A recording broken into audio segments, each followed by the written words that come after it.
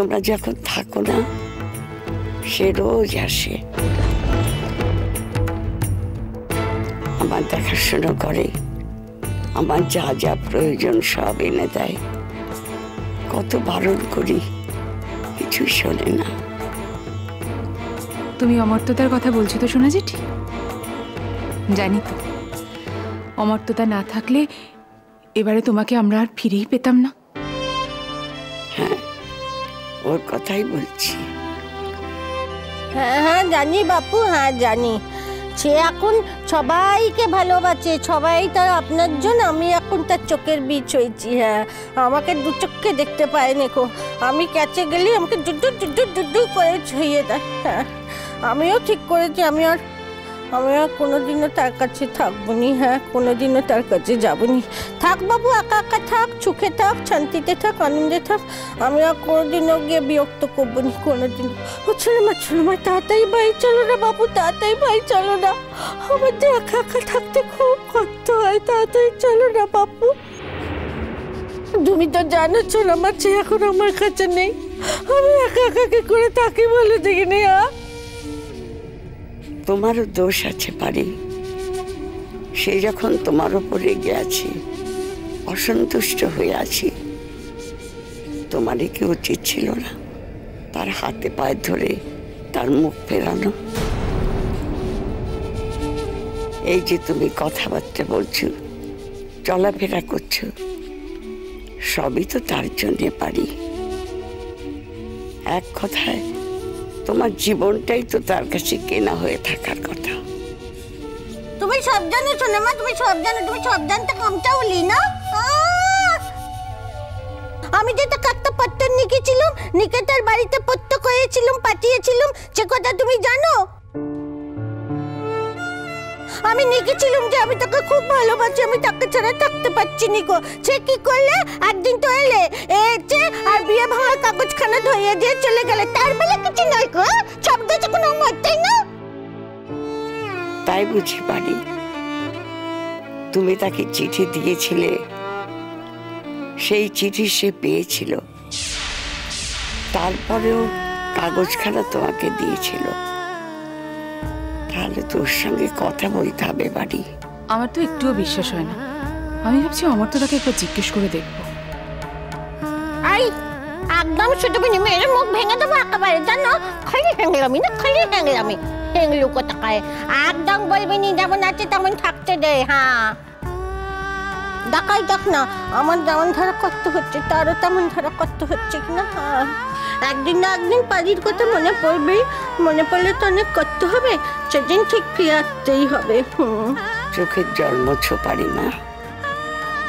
আজ কতদিন পরে তোমায় দেখলাম, আর তুমি আমার সামনে এসে চোখের জল ফেলছ। আমার ভালো লাগছে না। তুমি জানো পারিমা, এই কদিনে কতবার করে তোমার জ্যাঠাবাবু অমর্ত্যর নাম করেছে। তিনি আমাকে দেখতে এলেই ওর নাম করে। তোমার জ্যাঠাবাবু তো জীবনে বহু মানুষ চড়িয়েছে, তিনি কখনো মানুষ চিনতে ভুল করবেন না। অমর্ত্যকে তোমার জ্যাঠাবাবু খুব ভালোবাসেন। তাই আমি ভাবছি, আমাদের যখন তুমি কথা বলতে দেবেই না, তখন জ্যাঠাবাবুই কথা বলবেন তার সঙ্গে। না না না না না না না, জ্যাঠাবাবুকে কিচ্ছু করতে হবে না। জ্যাঠাবাবুকে তার মেয়ের জন্য এমন করে ভিক্ষে চাইবে এমন করে। হ্যাঁ, তুমি কি সবাইকে চোখ রাঙিয়ে থামিয়ে রাখবে পারিদি? হ্যাঁ, আমাদেরকে চোখ রাঙাচ্ছ, থামিয়ে দিচ্ছ, ঠিক আছে, তাহলে জ্যাঠাবাবুকেও চোখ রাঙিয়ে থামিয়ে দেবে? কি সাহস তোমার বাবা!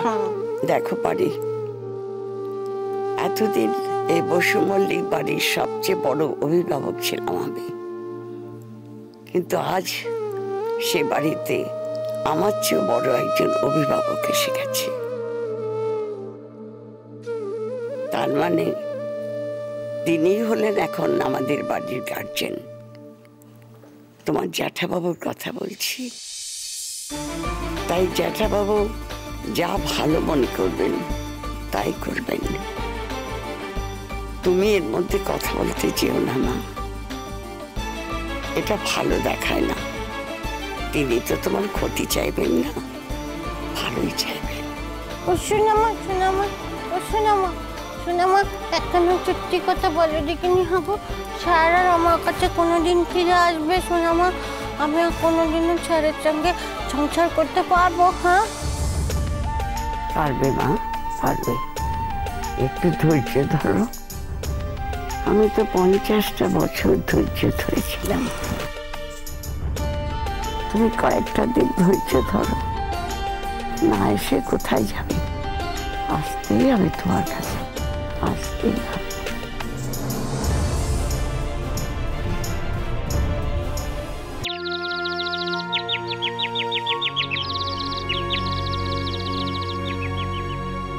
কই গো, কোথায় গেলে সব? আরে দাদা তো চলে এলো। তাই তো, কোথায় কোথায় কোথায় তারা? ওই তো শুভেক্ষণই ফোন করে জানালো। বড় বৌমা, হ্যাঁ তুমি কিছু তৈরি করেছো? হ্যাঁ, দিয়ে এসে কি খাবেন? কিছু তৈরি করে রেখেছো? মা, সোনা জেঠির জন্য তো, হ্যাঁ রাখ, সোনা জেঠির জন্য তো একটু আমের শরবত, একটু ফল মিষ্টি এসব রেডি করে রেখেছি। কিন্তু জ্যাঠাবাবু তো কফি ছাড়া কিছু খান না, কফির সঙ্গে তো ফল দেওয়া যাবে না, তাই একটু স্যান্ডউইচ আরে একটু বানিয়ে রেখেছি। হ্যাঁ, ভালো করেছো, ভালো করেছো। উনি আবার অন্য ধাতের মানুষ তো, সব কিছু খান না, সব থেকে আলাদা। হ্যাঁ, ভালো করেছো, খুব ভালো করেছো। ওমা, হ্যাঁ বলো। এতদিন তো একটা ব্যাপার নিয়ে শুধু টেনশন ছিল, সোনা জেঠির শরীর খারাপের ওই ব্যাপারটা, কিন্তু এখন তো আবার অন্য একটা জিনিস নিয়ে টেনশন হচ্ছে। মা, কি যে করি কিছুই তো বুঝতে পারছি না। কিসের টেনশনের কথা বলছো মেজ বৌমা? আবার নতুন করে কি টেনশন হলো? নতুন নয় বাবা, ওই জ্যাঠাবাবুর থাকার ব্যাপারটা নিয়ে, তাই নিয়ে তো এত বড় কাণ্ড হয়ে গেল। তাই ঠিক কি হবে বুঝতে পারছি না। জ্যাঠাবাবুর এই বাড়িতে থাকাটা সোনা জেঠি মানবেন কিনা। তবে যাই বল, নার্সিংহোমের খরচ, অপারেশনের খরচ সবকিছু কিন্তু জ্যাঠাবাবু একা হাতে সামলেছেন। সব থেকে ভালো ডাক্তার দিয়ে, সব থেকে ভালো ট্রিটমেন্ট, সমস্ত দায়িত্ব উনি নিজেই পালন করলেন। আমাদের কাউকে কিন্তু কিচ্ছু করতে দেননি। এতখানি তো আমরা বৌদিজনে করতেও পারতাম না। সত্যি কথা বলতে কি, এতখানি তো আমাদের সামর্থ্য কুলোতো না।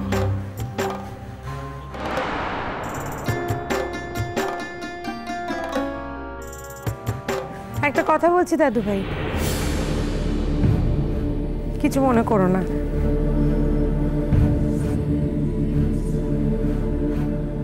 একটা মানুষের কাঁড়ি কাঁড়ি টাকা, এত বছর ধরে বিদেশে পড়িয়েছেন, এত টাকা রোজগার করেছেন, কিন্তু কোনোদিন সংসারে এতটুকুও খরচা দেননি। মানে আই মিন টু সে, দিতে হয়নি তাকে। শুধুমাত্র সংসারের কথাই বা কেন বলছি দাদু ভাই, নিজের স্ত্রীর জন্য যতটুকু দায়িত্ব নেওয়া উচিত ততটুকুও তো উনি নেননি। তাই আজ এতদিন পরে যখন উনি ওনার নিজের স্ত্রীর জন্য এটুকু করছেন, তখন এত কথা কেন উঠছে? উনি ওনার স্ত্রীর জন্য সামান্য কিছু খরচ করেছেন, ব্যাস। অথচ ওই একটা মানুষের দায় কিন্তু আমরা এতগুলো বছর ধরে নিয়ে এসেছি। কোন বাড়িতে নেয়, কোন বাড়িতে নেয় আজকালকার দিনে দাদু ভাই? একটা মানুষের খাওয়া, পড়া, থাকা, সমস্ত কিছুর দায়িত্ব আমরা নিয়েছি। ভূমি, কার সম্পর্কে কি বলছো একটু ভেবে বলো বাপু। ভূমি, তোমাকে একদিন বলেছি যে সব ব্যাপারে তোমার কথা বলা আমি পছন্দ করি না। সব সময় তোমাদের পছন্দসই কথা যে আমায় বলতে হবে এমনটাও তো নয় দাদু ভাই। একই বাড়িতে যখন থাকি এবং এতগুলো দিন যখন হয়ে গেল, তখন কয়েকটা কথা কিছু কিছু সময় তো আমারও মনে আসতেই পারে দাদু ভাই।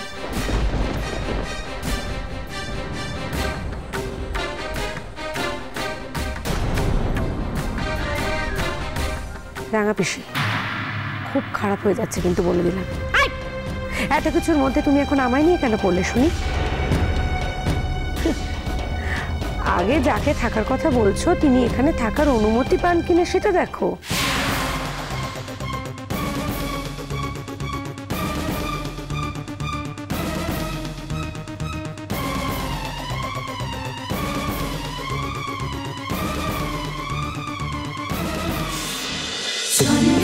বাজে জন্মপথ